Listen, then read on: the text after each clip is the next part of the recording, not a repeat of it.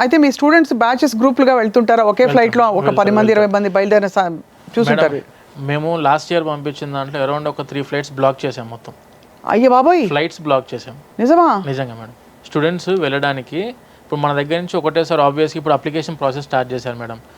August 17th August 18th September 1st వీక్లో వీళ్ళకు colleges universities start అవుతాయి అన్నప్పుడు ఆబ్వియస్గా ఒక prior to the commencement of classes ఒక 15-20 days ముందు స్టూడెంట్స్ వెళ్ళాల్సి ఉంటుంది.